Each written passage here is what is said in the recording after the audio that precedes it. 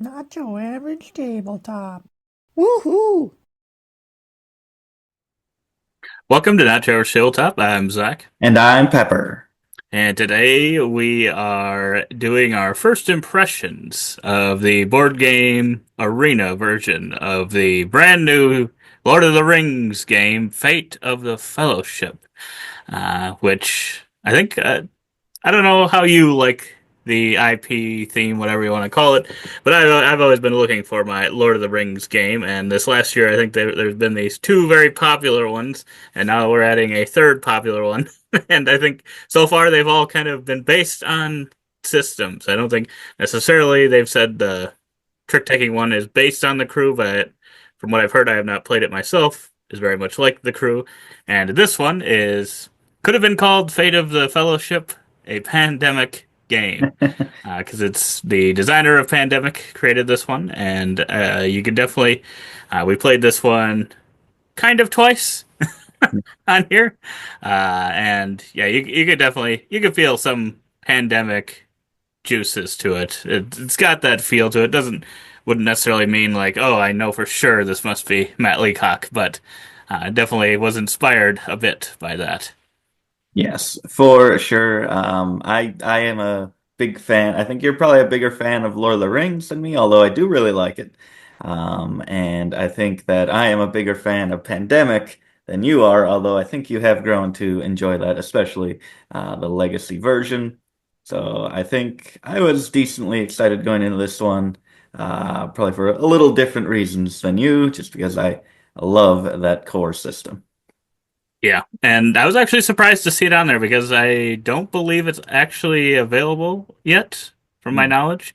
And I think it is going to be like shortly, though. I don't think it's like, oh, months away or anything like that, but I don't actually know its release date, but I don't believe it's available yet. Could be wrong on that, but yeah. So I was excited to give this one a try. Like I said, we played it on Board Game Arena, and we played it twice, and that is maybe because the first time we may have lost. It is a cooperative game, and we got killed pretty badly. Uh, but yeah, we played through it a second time, and we're doing I think we did the intro kind of thing. Was that it? Was the intro one? Yep, intro scenario kind of setup that they have because it comes with different objectives. You always have to have the main objective of destroying the One Ring, which means you also have to always play with Sam and Frodo. They're kind of one character together, so you're going to always have that in the game. But there were three additional objectives in this one. You might be able to add more objectives or less. I'm not sure if that's a difficulty thing that you can do, but additional kind of randomized or chosen characters and objectives that you can do, which I like that to have a little variability compared to a pandemic, which I'm guessing will compare to pandemic a decent amount in this, in the places that we can. I like that the core goal of the game can mix it up from game to game. Yeah, I agree. I like that. That has yeah those different objectives. It makes it feel much more like closer to kind of the legacy versions of Pandemic. I felt because it gives it a little bit more of a little bit more of a storyline. And uh, like I said, I have not actually played the trick taking one, but I played the Duel game, Lord of the Rings Duel, the one that was like pretty much based on Seven Wonders Duel. If you've played that one, and I would say I'm guessing this one's going to feel the most thematic to Lord of the Rings out of the three of them. I'm just guessing because if that actually is like the crew, I did not really feel much story in the crew. Uh, just based on the artwork and stuff of the game, whether or not that gets you into it.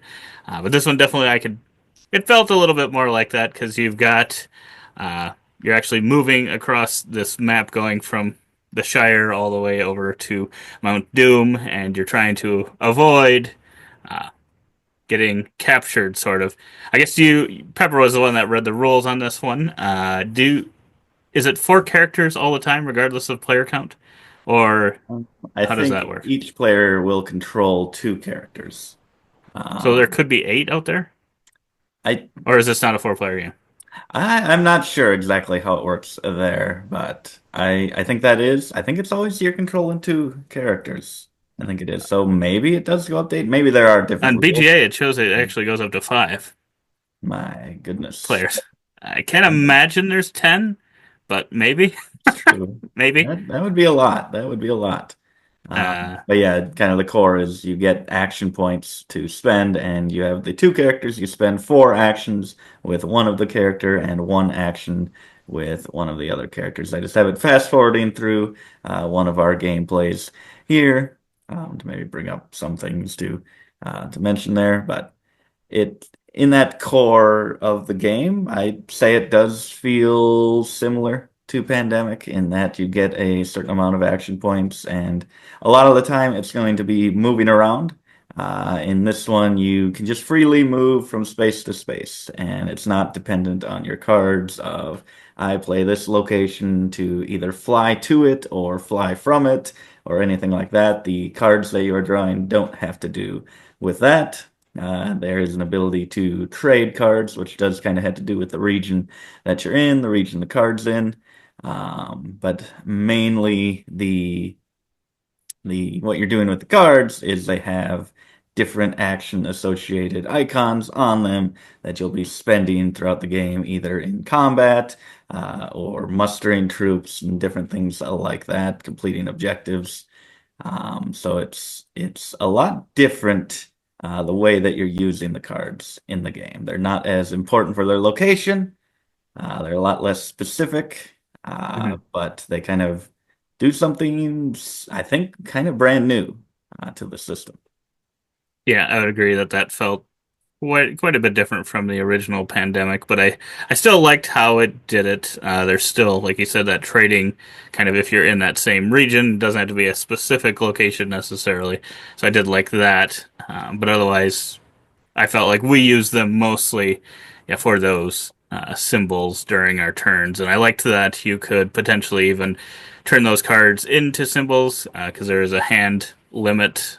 So I like that you could just turn them straight into those if you wanted to, but I didn't really ever feel like, oh my gosh, I'm gonna have too many cards in my hand either. So Yeah, I guess I don't know. Most turns, it seemed like I spent most of them. If I could, unless we were planning on the few times we did trade, we did not trade very often, so I'd say we did not use that nearly as much as I right. kind of feel like I remember we use it in kind of Pandemic or even the Legacy games. Yeah. It wasn't as common, uh, but maybe we were just playing badly. Maybe we should have been doing that, but yeah, it just seemed like it was easier to get just kind of the symbols you needed on cards mostly because I think, yeah, you've got those multiple objectives that you're working on, which kind of, from the ones we had, you kind of require you to be in a specific location and turn in a certain amount of symbols, is Yeah. typically what that had. Or I think the one you had to have. So there's these different troops you can kind of muster, and you can see there's some green meeples out there, some blue meeples, some gray ones are kind of the allied ones, and I think one of those required you had to have a certain amount in a certain location. And then the red ones are the bad ones, uh, are the bad guys. So you're trying to defeat those, and I think that's the other big difference from Pandemic is when you go into those areas instead of in Pandemic you're cleaning up cubes and stuff. In these ones, you are still trying to clear them out, but you kind of have this dice battle system where you roll some dice and then can possibly suffer casualties, or you can possibly take out the enemies. Maybe a combination of both. And then there's some way to mitigate the dice rolls as well. But it felt like there must be more sides. I don't know I don't think I ever actually looked at what the makeup of the six-sided dice Oh, were, but it seemed like more of them were maybe positive than negative. Because it usually seemed yeah. like you eliminate more of them. And sometimes they would attack you and be using kind of those same dice where they could still lose their troops trying to attack you. And I actually liked that combat system quite a bit. I think it's just maybe because it felt that positive. It didn't feel like, oh, they're easily eliminating us and they're, moving on to the next spot to eliminate more people. Yeah. Just, I always like rolling dice to kind of, have that kind of clash battle feel. Yeah. Yeah, I like that system as well. When I watched one little video about it, they compared that to the Fall of Rome edition, I think it was, of Pandemic. So that must have some dice combat in it as well. So that gets me more interested for that because I did enjoy that in here. And I think it limits it to a maximum of three, I think, dice being rolled for whichever party's initiating the amount that they have in the battle. because there was a time where, as you can see, it kind of adds more and more red troops throughout the game, and sometimes they can really group up based on what kind of infection cards are flipped and the way they move along these arrows. They're going to be trying to get to some of your bases and flip them over, take them over. Sometimes it'll turn into a massive group. I think we faced off against like a 17 sized group of Yep. baddies, but thankfully they would only be rolling 3 dice for each of their attacks. So it does let you put up a fight where seemingly you would have absolutely no chance against them.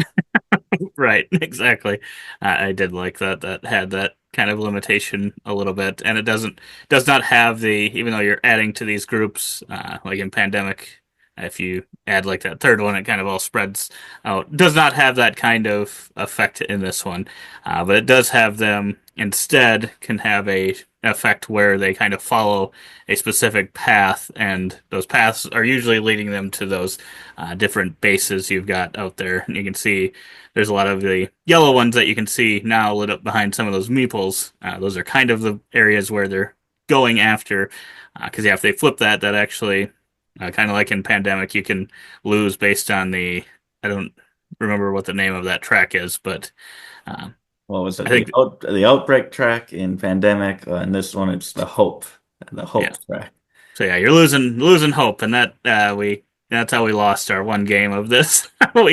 We sacrificed a hope based on a card that popped up. We were like, we can come back from this, and then they took over one, and that was three hope lost, and we lost the game. So we were not prepared for that initial thing. But then if you, they kind of have some bases too, and if you take those over, you kind of gain two hope. So it Yeah, can be a way to probably one of the easier ways to get that hope back up. yeah, But yeah, in our full playthrough here, I didn't feel like I was too worried about hope in our second playthrough. Kind of felt like we got ahead in that, and then it just kind of stayed yeah, there. The troops didn't really seem to threaten too much. I don't know if it's just based on the cards that came out, but I was like, I would have maybe liked it if they kind of threatened a little bit more because some of these that they're heading for are like five, 3, 4, 5 spaces away. So it's like, well, I know they can't attack us for at least, two or yeah, three more movement. They need to draw exactly the right things, and that never really seemed to happen. So I'll be interested to see how that actually plays out in future games. Um, but I will say I would have maybe liked a little bit more of a threatening feel. yeah. And I think one of the points that tries to apply that is when Sam and Frodo move, you kind of have the eye of Sauron and these dragons, whatever, what was their name again? What they're called? I am so totally blanking You on. knew it when we played the game. I'm like, wow, he knows the stuff. I know, I remembered it, and now all I'm thinking is Dracarys, which is from Game of Thrones, and I've just Thank got you. that stuck in my head, and I can't think of anything else. Wow. So those flying creatures, just based on the region that you're in or the individual red meeples Is that it are the in Nazgul? Nazgul, yes. That's right. It reminds me of Return to Dark Tower. I think they have like Gazgul or Fortune or some sort of Yeah. cards or some character in that, and it reminded me of that. So you are right. But one of the ways to lose hope is when you move with Frodo, because you have the ring, they're trying to get to you. And if when you move, you're in a region with the eye or with the Nazgul in there, you'll be rolling dice, which can lose you hope. You can spend some icons to avoid this or just try to move safely throughout the area. And I think we managed that really well in the second game. I mean, I was controlling Frodo in the second game, so I think that explains it. But we also got an event card that let us move without rolling those, so that I think was really helpful. We were just always seemingly in a safe spot, and I think Mm, that really helped us keep ahead on the hope track. Uh, yeah, because it was the space you were moving to, which yeah, kind of made it a little easier because usually they would. In this game, they do really seem to flock to you pretty heavily, it seems like. Even if you kind of move that eye away, yeah, which is usually what they're attracted to, even if you move it away, it somehow seemed to always immediately with the first card move back to Frodo's spot and then just pull them towards him. Yeah. Because yeah, by the end of the game, you have to make kind of this final dice roll. So you do need your hope up quite a bit because they will. At least in our game, they collected down in the bottom. It was almost like was it the max dice roll? I think so, yes.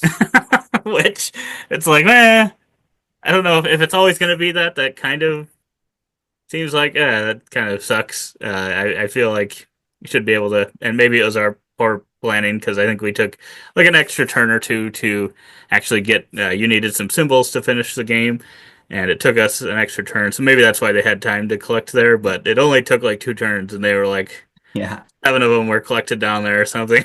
It's just like, wow. I thought we were doing really good and kind of had them all out on the board, and then all of a sudden, within no time at all, they're all there. Uh, Yeah. well, I don't know what I thought about that exactly, but Yeah. yeah, Yeah. So overall, it doesn't replace Pandemic for me. I just love the core simplicity, puzzle-like nature of that one, and this one it does feel like there's a lot more to it. Just it feels like a journey, an unexpected journey, as you are slowly going across the map, building things up. So it does, I will agree, it does feel somewhat thematic. Um, but at the same time, like you said, I don't know if it felt that threatening at times, and we could have just gotten lucky, but feel like just like, oh, move these dragons over here and move some over there. I'm like, that doesn't feel that interesting. The 10th time it does it for a negative effect, and maybe we just kept shuffling those cards in. Maybe there's more in the deck that are maybe a little more specialized and unique, but felt maybe just a little repetitive, especially if you were in a situation where that wasn't really going to affect you because you'll just move out of that area next turn. Um, so I don't know. It definitely will take more plays to really see the depth that is there. But right now, I think I'm coming in at a 7 for my first impression rating. yeah, I think I'm right there with you. I actually think it was different enough to me that I'm like, I would consider it two very different, maybe Yeah, not very different, but yeah, quite different games. I wouldn't. I would say I could own both in my collection and not feel like, oh well, I'm always going to play, Pandemic. But Pandemic is definitely the cleaner system. Uh, at least from how our play went there, it is much more of a cleaner system. But I do love dice rolling for combat quite a bit, and that probably excites me a little bit more than. I mean, there is that kind of edge of your seat moment sometimes when you're revealing cards in Pandemic, and you're like, oh no, just it can't be that. It just can't be that one. It just can't be that location, or else we're in a lot of trouble. So there is that in there. But something about dice gives that excitement too, and you're just getting that a lot more often in this game. It felt like, but yeah, there are some of those points that seem a little bit weaker. But maybe with more games, it would be like, oh, actually, we must, looking back on that first game or second game, technically, we must have just got lucky because it is much more difficult than we thought.